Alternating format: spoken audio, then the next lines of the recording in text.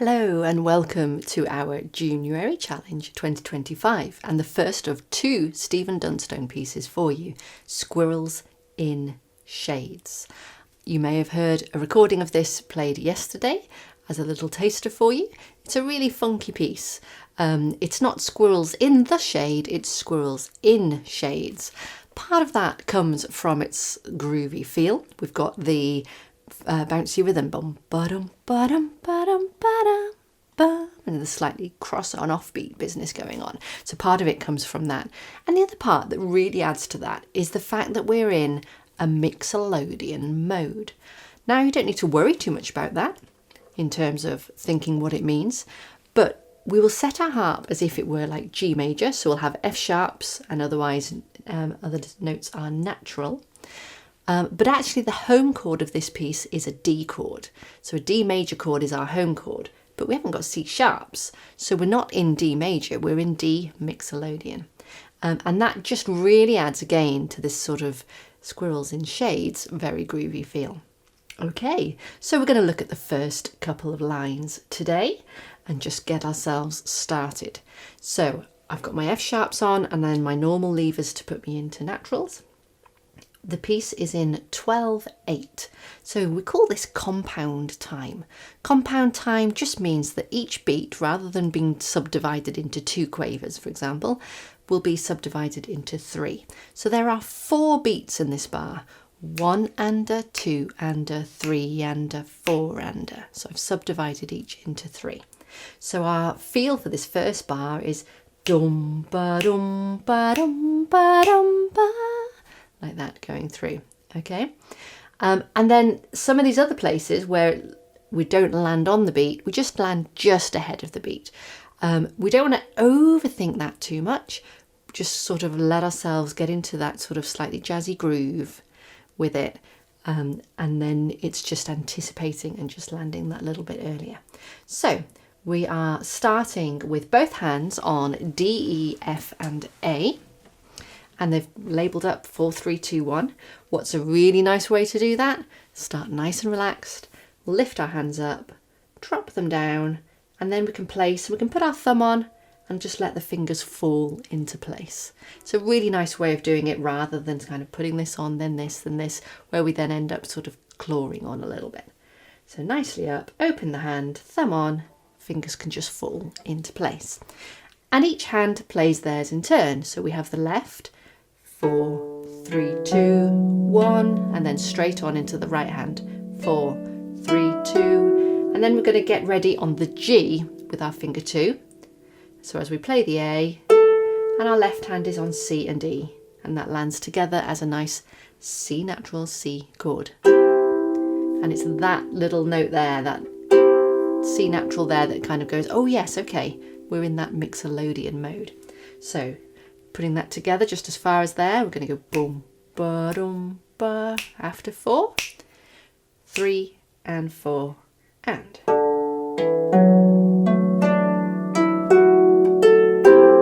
Good. So getting that left hand ready onto that chord after it's finished here.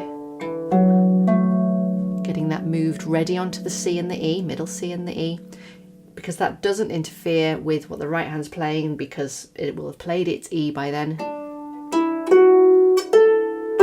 And then you're ready with that chord.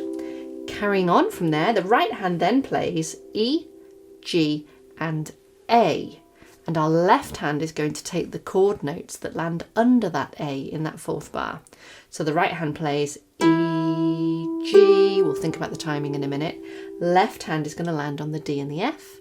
And there's our D major chord, our home chord in this piece. And then we can just reach down, and I'm going to do it with a finger 4 to the, on my harp it's the lowest D string, so just one up from the red. Okay, so if we put that together, and we can start thinking a little bit more about feeling this time now.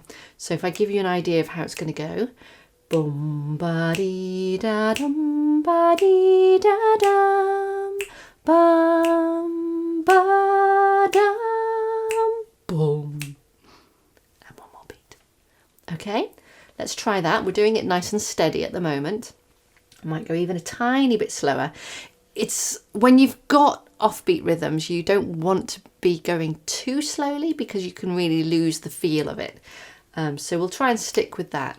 Boom, ba-dum, boom. Okay, so ready? Count you in. 3 and 4 and.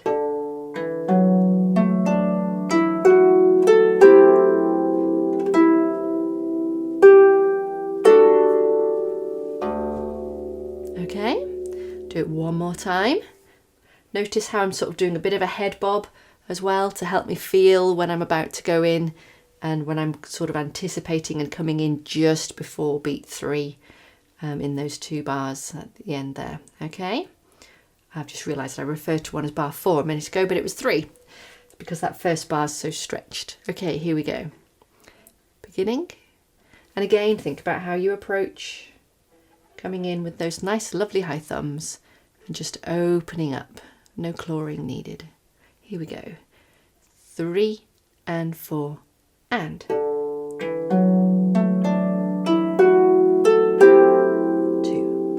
3, 4. 1, 2 and 3, 4. So it's just before beat 3. Excellent.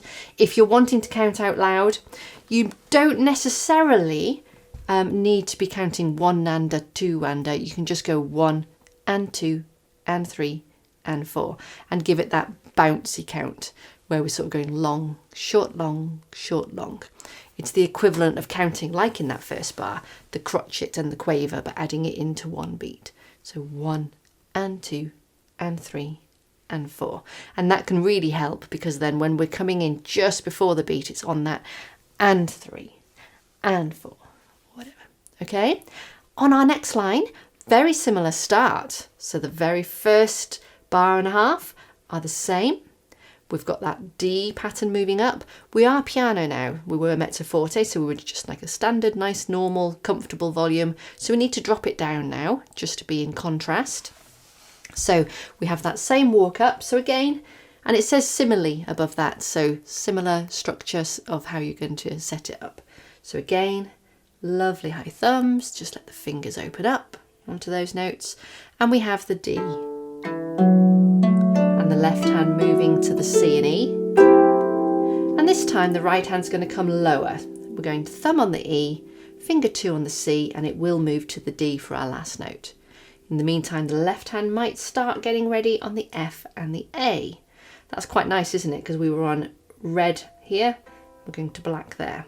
Okay, so the right hand's going to play the E, thumb's going to move to the D, we'll play the C, and then with this D, our left hand will hopefully already be ready on the F and the A.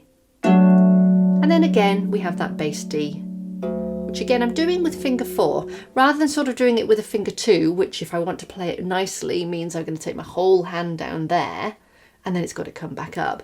Finger 4 allows me to just do a little reach, but keeping my hand still in this region for moving up. If I play it with finger 2 and I don't do a nice hand over the string, I'm then going to end up stretching for it. Can you see how that looks so different? And I won't play it as well, and I might catch other strings.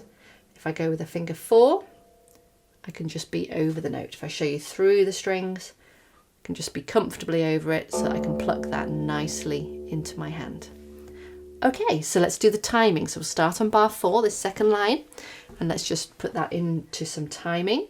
So remember, we're going to be going to that same C chord, and then later we're going to have an F and an A in the left. So again, maybe shake out, come in, nice high thumbs, lovely relaxed shoulders, and I'll count you in. This is from the second line. Ready?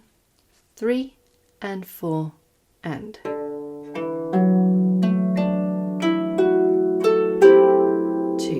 and 3, 4. 1, 2 and 3, 4. Excellent. Should we put both lines together? Let's do it. Here we go. From the beginning. Here we go. Yeah. We can relax those shoulders, release them away from your ears. So a bit louder for this one, quieter on the second go. 3 and 4 and. 1, 2 and 3 and 4.